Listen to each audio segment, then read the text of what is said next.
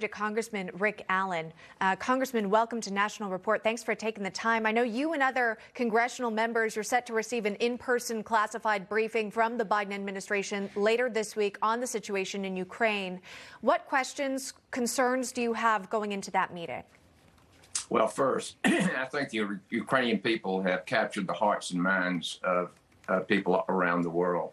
We must stand with Ukrainian people against Putin and this unjustified war. He's putting the security of civilians and Europe in jeopardy.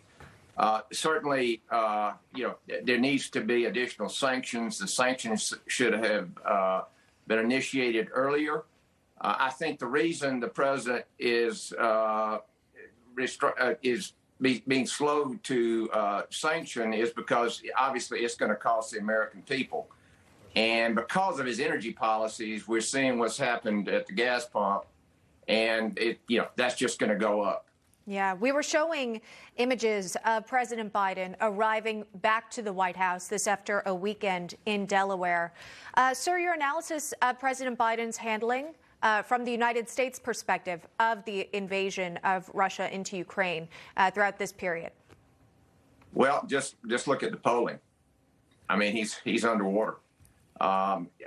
Obviously, he's been slow to move. He's not been, aggressive. He's just been responsive. And frankly, I think Putin has totally outplayed him and the people around him. As far as our intelligence is concerned, why in the world did we sit there while they were assembling troops around Ukraine and do nothing?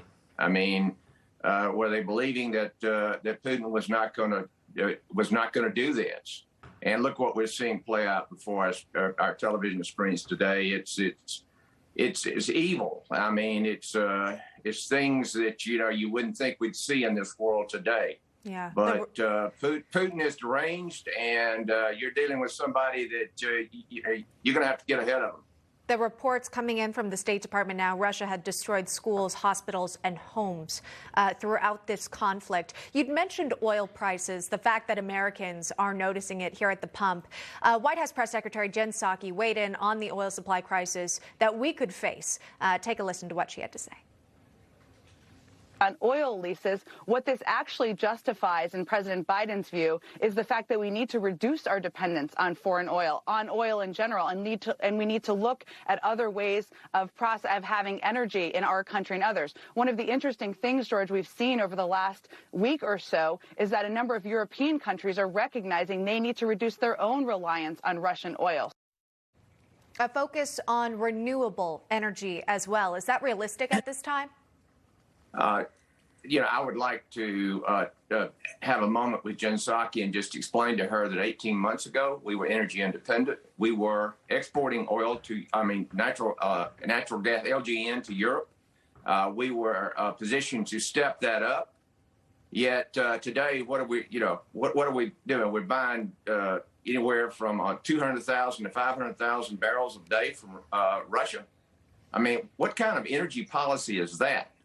I mean, they're all doing this to reduce carbon, but producing energy does not produce carbon.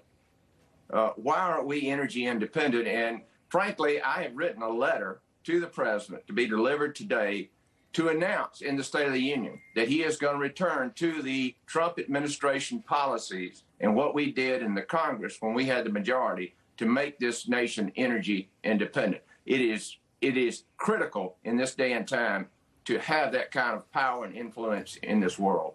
Canceling Keystone XL pipeline on day one of his administration. Congressman Rick Allen joining us this morning. Congressman, thank you so much. We appreciate it. Thank you, Emma. Good to be with you. You too. Coming up.